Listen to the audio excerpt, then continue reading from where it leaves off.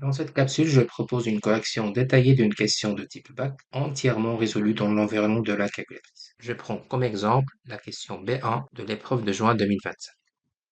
Tout d'abord, un peu de théorie pour comprendre. On vous donne un modèle dans un contexte précis. La fonction en jeu, c'est la fonction C. La variable en jeu, c'est la variable T. Le T représente le temps, C représente la concentration.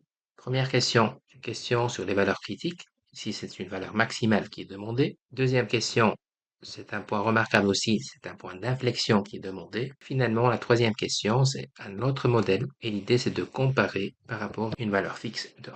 Juste pour comprendre la théorie, donc je vais voir quand même avec une illustration graphique, comme ça on peut comprendre. Je donne les trois graphiques, qui ne sont pas demandés, mais je les donne juste pour comprendre. Ça c'est la courbe de f, ça c'est la courbe de g, c'est la courbe de la fonction constante y égale 1. Pour la première question, on s'intéresse à ce point remarquable, qui représente bien sûr le point maximal. Deuxième question, on cherche sur la courbe un point d'inflexion, par exemple ici, où là on a un changement de concavité. Troisième question, on vous demande de comparer deux périodes qui dépassent le 1. Ça, c'est le premier modèle. Il dépasse 1 entre ces deux moments. Ça, c'est la première période, la première durée, si vous voulez. Le deuxième modèle, il dépasse le 1 entre ces deux moments, donc il va générer une autre durée. L'idée, c'est de voir et de trancher par rapport à la période la plus longue. Comprenons maintenant comment ça va fonctionner au niveau de la calculatrice. Donc, je commence par ce travail de compréhension avant, bien sûr, de faire les manipulations qui vont suivre, parce qu'ils seront faciles à faire à condition de comprendre la théorie derrière. Ici, on a en jeu trois fonctions. La première fonction, celle-là, il sera saisi, encodé au niveau de la calculatrice de cette façon. Je prends l'espace y, là c'est la fonction c de t. Attention, au niveau de la calculatrice, c'est la variable x qui prend le t. Pas besoin de calculer la dérivée, c'est juste le nom dérivé au niveau de la calculatrice, et cette saisie me donne la fonction c' de t.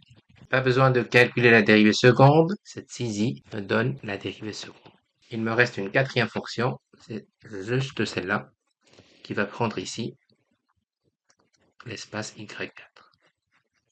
Comprenons maintenant le raisonnement théorique qui va nous aider à résoudre le problème. Tout d'abord, pour la question A, on cherche un maximum, on doit dériver. Au premier moment, on annule la dérivée première, donc on va résoudre cette équation qui va générer une valeur.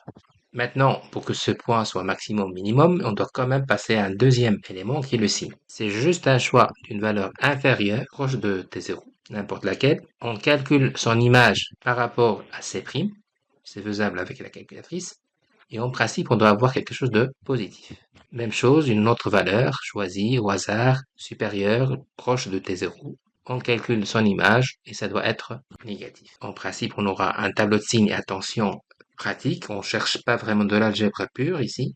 C'est juste un changement de signe par rapport à ce point candidat. Pour la deuxième question, c'est la même chose. On cherche un point d'inflexion, donc c'est toujours un point remarquable. Sauf ici, on va dériver deux fois.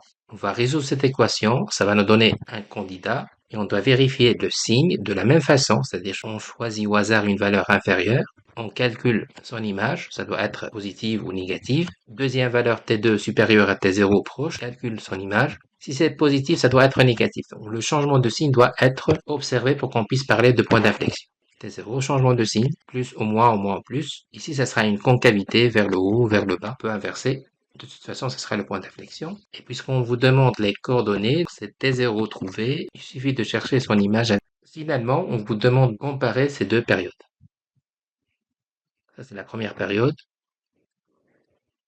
Ça, c'est la deuxième période. Donc, encore une fois, on va résoudre une première équation, C de t par rapport à ce 1, T0.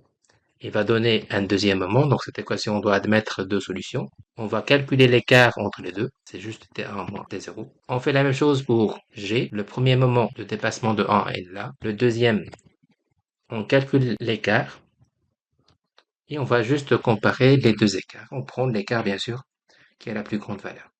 Voilà la théorie derrière cette question. Attention, c'est une question quand même sur 12 points, qui est résolue en 5 minutes avec la calculatrice, bien sûr, à condition de comprendre ce qu'on est en train de dire. Je passe à la calculatrice. La première étape, c'est l'étape saisie. Donc, je vais saisir mes quatre fonctions. C'est juste de la saisie technique. Ma variable de dérivation, c'est x. Ma fonction, c'est y1. Donc, je le trouve dans la partie vars. Y vars, fonction. J'appelle y1. Voilà ma dérivée première. Je passe à ma dérivée seconde et je sais que la dérivée seconde, c'est juste la dérivée de la dérivée. Donc, c'est toujours le nom de dérivée qui est appelé. La variable, c'est toujours x. Par contre, c'est la fonction y2 maintenant.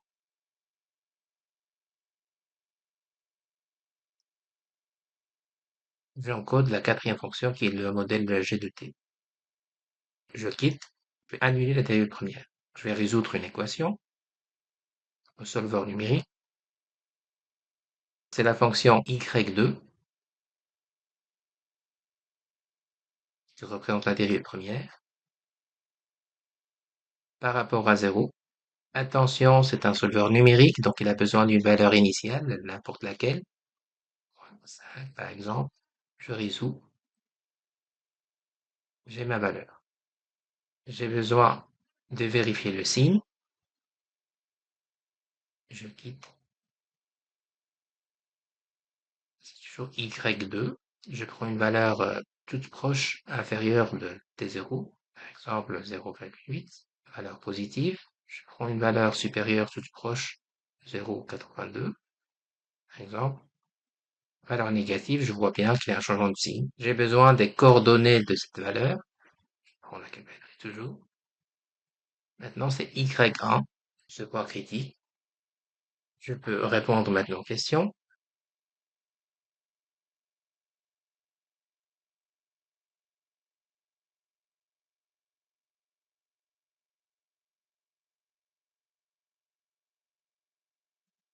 Je passe à la deuxième question. Je vais annuler la dérivée seconde. Maintenant, c'est y3 doit être nul.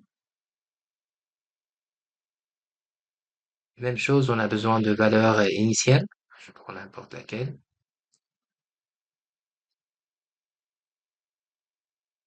On a une réponse. On vérifie le signe. Je prends une valeur toute proche inférieure et toute proche supérieure. Le point candidat trouvé, c'était le 1. J'ai pris une valeur inférieure, une valeur supérieure au tableau de signe. Avant, c'est négatif, après, positif. Donc, c'est une concavité vers le bas, concavité vers le haut. Trouver les coordonnées.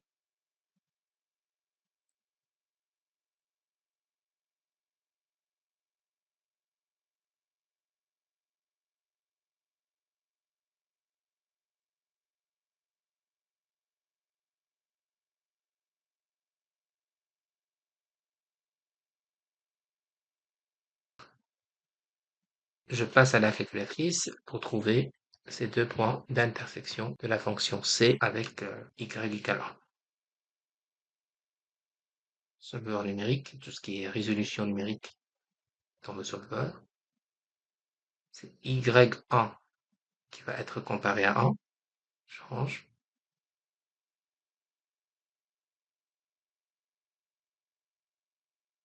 Même démarche, on a besoin d'une valeur initiale, de deux valeurs initiales parce qu'on s'attend à deux valeurs solution.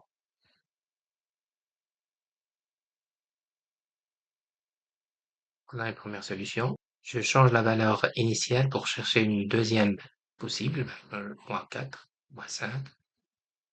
Je tombe sur une deuxième valeur possible. La première valeur, la deuxième valeur.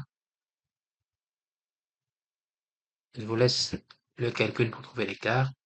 Faites la même chose y4 et en principe, vous allez trouver la solution.